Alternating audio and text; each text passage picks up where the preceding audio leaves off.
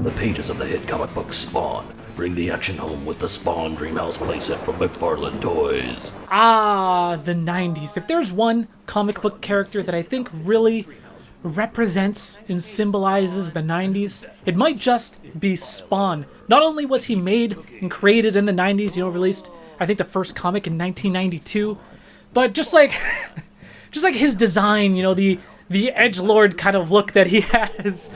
Todd McFarlane's creation, it's really symbolic of what was popular at the time. Spawn Dreamhouse playset, Violators, Cruiser Convertible, and everything you see here now available from McFarlane Toys, each sold separately. And Spawn just got announced as a DLC character for Mortal Kombat 11, which I think it's like brilliant. It makes a whole lot of sense. Both products of the 90s. Thematically, they're both very much in line with each other. And so I thought this would be a fun opportunity to look back at one of my favorite Spawn video games. You would think that a character like Spawn would really lend himself well to be in a lot of video games. Like he was in Soul Calibur 2, for instance, which was actually really random. Those didn't really work out, but he hasn't had that many video games. He had like Spawn Armageddon on the PS2 and Xbox, GameCube. And then he had like a Super Nintendo game. But the game that I want to talk about today is my favorite Spawn video game. That is Spawn in the Demon's Hand on the Sega Dreamcast.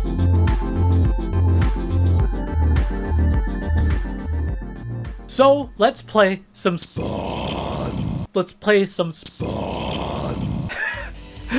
How's he do? Spawn. Hold on, I can do it. Can you imagine if I did the voice acting for that shit? Spawn.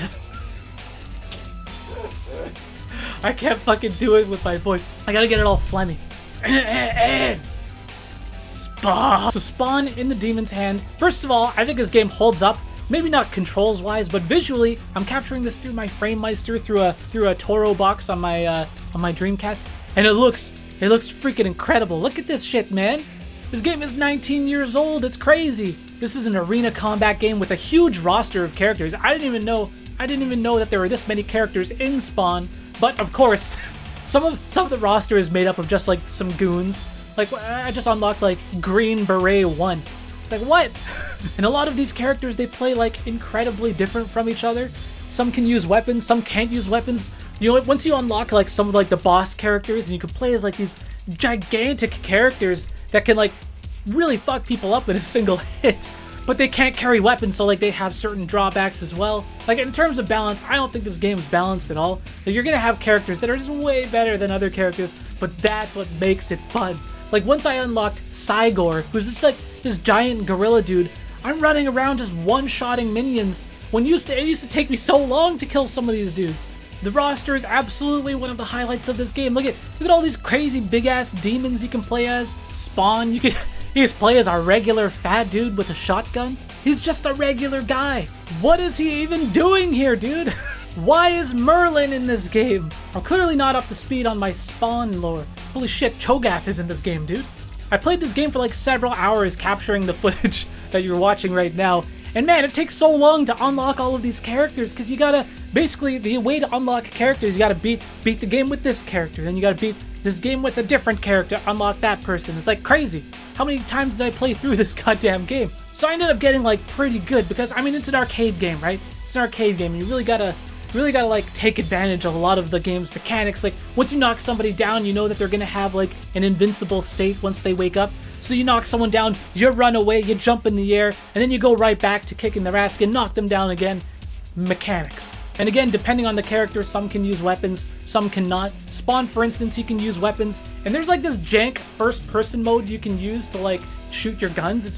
It's not very good. Just use the auto lock-on. This is one of those games that, man, the Dreamcast, single analog stick, if it just had one more of these fucking things, this would be perfect. It would be perfect. It'd be the perfect console. So this is yet another game that really could have used another analog stick, because I think one of the biggest drawbacks of this game is the camera. Just having to position the camera, and you're clipping through walls all the time, and I found myself having to reorient the camera so often, and you just really rely on like the lock-on technique, because so many times you're gonna be shooting at enemies that are just completely off screen. You can't even see them. I love like some of the jank and just some of the cheese in this game. Like there's this one boss called Admonisher, who's basically Arnold Schwarzenegger just shooting guns, and he's really fucking annoying. But launch him into the lava and end the level just like that, like so quickly. It's like, what?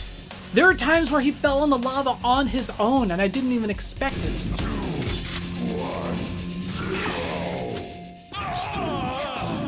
Like just like that, I won a true test of skill. And then of course there's like a split screen multiplayer mode. There's like a 4-player free-for-all. Unfortunately on the Dreamcast version, it only plays 2 players. But apparently I've never played the arcade version, but the arcade version supports up to 4, which would be absolutely insane. I've actually never seen an arcade cab for Spawn in the Demon's Hand in the wild.